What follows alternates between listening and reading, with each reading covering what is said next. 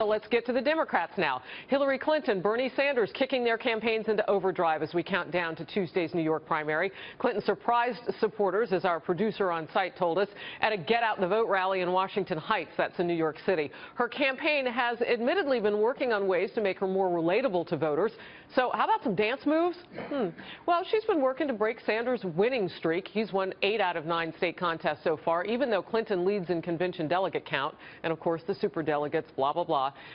She still picks up steam, though, in a victory in New York, if it happens, where she was a U.S. Senator for 8 years. Not too far from the dancing that you see going on there. Bernie Sanders was burning things up, B-E-R-N-I-N-G. Held a star-studded Get Out the Vote rally of his own in Brooklyn. According to Sanders' communications director, this rally was the biggest ever for the campaign, with more than 28,000 people in the crowd. While they were screaming at each other a few nights ago at the debate, today the two agreed on this. They're tired of all the negativity in the 2016 race. We do not have to make America great. We are great. We've got to make them better, kinder, more loving.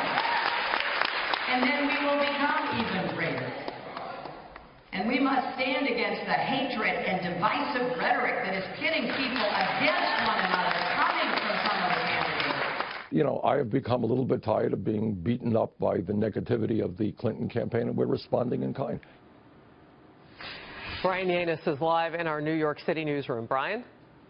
Hi, Harris. Well, yeah, they can say they're sick and tired of a negative campaign, but both candidates making last-ditch efforts to win the pivotal primary in New York on Tuesday, and it is personal. The Brooklyn-born Bernie Sanders versus the 8-year Senator of New York, Hillary Clinton, less than 48 hours before the big primary day, and Thursday night's fiery debate has seemingly led to jabs and intense campaigning today. The 5 boroughs in New York City make up more than half of registered Democrats in the state, and Clinton today in Staten Island for a rally. She danced in Washington Heights, as you mentioned, Harris, a Hispanic neighborhood. She went to Brooklyn and to Mount Vernon, where she continued to characterize herself as stronger than guns than Sanders is, and both going after each other on the minimum wage on the Sunday shows also.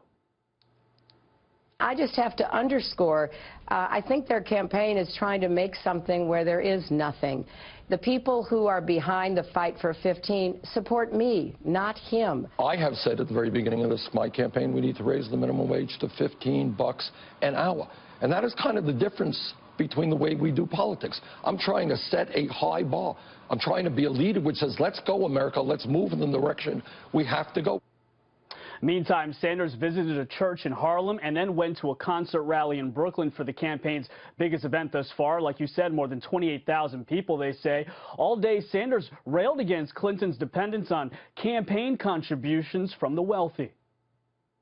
I think we need a candidate now who has the track record, the agenda, and the guts to stand up to the billionaire class. Sanders also releasing an ad this weekend attacking Clinton for spending 2 days at 2 George Clooney fundraisers in California, where she raised millions at dinners where 2 tickets cost $353,000. There are 247 delegates up for grabs Tuesday, and really they're given out proportionally. Sanders hoping for a big upset win that could turn this race on its head. Clinton, though, she's up double digits in the polls. Harris? Yeah, I mean, even the Hollywood stars, George Clooney this weekend called it an obscene amount of money that she picked up. Didn't he give some of that? Anyway, we'll move on.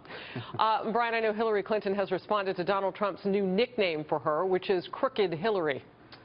Harris, that's right. First, it was low-energy Jeb Bush, little Marco Rubio, Lion Ted Cruz, and now Donald Trump calling Clinton Crooked Hillary yesterday. She responded today. He can say whatever he wants to say about me. I really could care less. I'm going to stay focused on the issues because there are stark differences. Speaking to a crowd today in New York, Clinton was noticeably fired up, telling a diverse crowd Trump has quote, offended everyone, every one of us, she said. Harris? Brian, thank you.